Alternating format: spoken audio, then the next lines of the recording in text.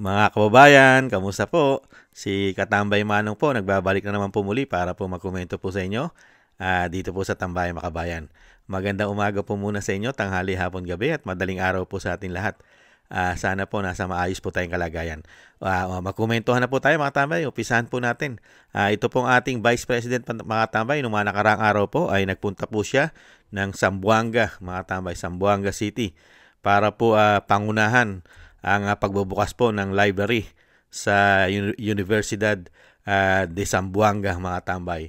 At alam naman po natin ang Vice President ay talagang hirap na hirap po. Hirap na hirap po siyang ibalita at talagang expose ng mainstream media, mga kabayan. Buti pa po sa social media ay nababanggit po nakikita natin madalas ang Vice President. Ito po ang ating Vice President, mga tambay. At syempre po ang balita po ng Valiente News, mga kababayan. Maraming salamat sa Valiente News. Pakinggan po natin, mga kababayan. Magandang araw, Pilipinas! Ito ang Valiente News hatid sa inyo ng Office of the Vice President. Dinaluhan ni Vice President Inday Sara Duterte kamakailan ang formal na pagbubukas ng pinakabagong school library and information center ng Universidad de Zamboanga. Narito si Brian Latasa para sa karagdagang detalye. 2, 1.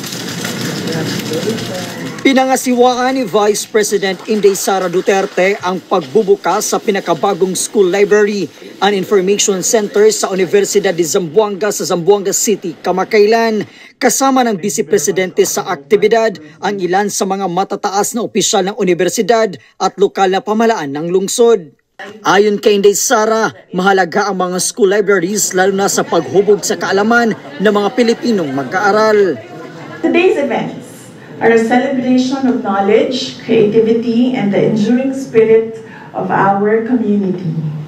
The Office of the Vice President remains steadfast in its commitment to support initiatives that enhance the quality of education and foster spaces that promote creativity and unity. I commend the Universidad de Zamboanga for its commitment to cultivating spaces that encourage critical thinking and innovation. For 77 years, this institution has been a beacon of hope, shaping generations of leaders who serve our nation with unwavering dedication. United in this shared space, these events symbolize the power of knowledge and art to uplift our community and shape a brighter future. This library stands as a tangible representation of how Universidad de Zamboanga and its community of parents, partners, and supporters revere education. It is important because education and learning have never been overly accessible for our children, with digital access to information expanding rapidly. This library and information center is symbolic of your institution's strong commitment to providing knowledge in a time when information can easily become misinformation and news can turn into fake news in an instant. It will stand as your noble but brave commitment to learning. When learning has become a complex or problematic landscape of agenda-driven education, data manipulation, or even intellectual dishonesty. Pagkatapos ng seremonya, sinuyod ng pangalawang Pangulo ang state-of-the-art school library ng universidad. Ipinagpapasalamat naman ng universidad ang pakikiisa ni Vice President Inday Sara Duterte sa formal na pagbubukas ng kanilang bagong pasilidad. On behalf of the UC family, our faculty, our staff, students, alumni, and the UC staff, your family, ma'am, thank you for being part of this meaningful moment in our journey. Welcome once again to Universidad de Zamboanga, your home in Western Mindanao. Ito na ang pangatlong pagkakataon na bumisita si Inday Sara sa Universidad de Zamboanga. Mula po dito sa Zamboanga City, ako po si Brian Latasa. Ang lahat para sa Diyos, bayan at pamilyang Pilipino. Valiente News. Yan po mga tambay. Ayan, nakita niyo po natin mga tambay. Meron pa pala mga tambay. Ituloy po natin. Meron pa palang art exhibit eh. Tingnan po natin. Meron pa pala. Binisita ni VP Inday Sara Duterte. Sabay tayong mamangha sa ganda ng kanyang mga obra maestra sa susunod na episode. Ako si Claudette. Meron pa pala mga tambay. Ito po. Pakinggan po natin mga tambay. Yung susunod po, yung pagbisita naman po ng ating Vice President. Meron po pang karugtong yun eh. Yung pagbisita daw po niya.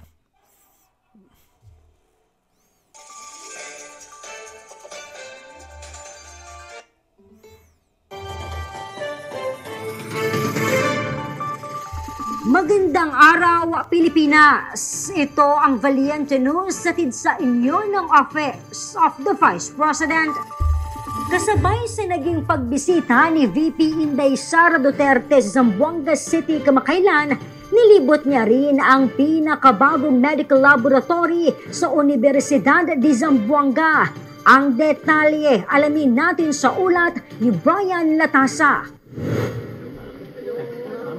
Nilibot ni Vice President Inday Sara Duterte ang pinakabagong medical laboratory ng Universidad de Zamboanga sa Zamboanga City. Isa ito sa mga karagdagang pasilidad na mas hubog pa sa kakayahan ng kanilang medical students tulad na lang na mga kumuha ng kursong nursing, radio technology at medical technology. Sa pamamagitan ng isang simultaneous exercise, ipinakita naman ng mga mag-aaral ang kanilang kahandaan sa pagresponde sa isang emergency case. Kasama ng pangalawang Pangulo sa paglilibot sa universidad ang ilang school officials.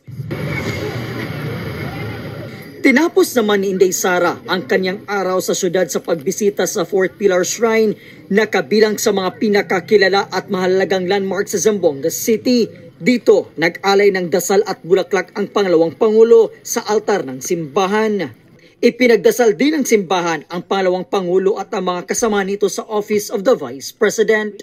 Mula po dito sa Zamboanga City, ako po si Brian Latasa, ang lahat para sa... Yan po mga tambay, ang lahat po ay sinulit na po ng ating Office of the Vice President, ng ating Vice President, ang pagpunta po niya sa Zamboanga mga tambay, sa Universidad ng de Zamboanga mga kabayan. At napakaganda po sa Zamboanga mga kabayan, maganda po sa Zamboanga. At yan po ay madalas naman pupuntahan ng ating Vice President. At syempre, nahandyan po ang suporta ng Office of the Vice President sa Mindanao dahil ang ating Vice President ay taga Mindanao po. Kaya nga po nagtaka rin po tayo doon, di po ba, na bakit natatalo o sinasabing hindi nanalo doon sa nakarang halalan ay natatalo pa ang Duterte 10 sa Mindanao. Hindi po ba? Talagang nakapagtataka mga kabayan at nakapasok. Naisingit lang po natin. Nakapasok at nanalo yung hindi dapat manalo. Hindi po ba? Kaya nakapagtataka po ang nangyari po sa COMELEC. Ano kaya ang meron sila? Sila po ba'y mga magician? Mga estranghero? Mga mahusay po mag-hocus-pocus kaya?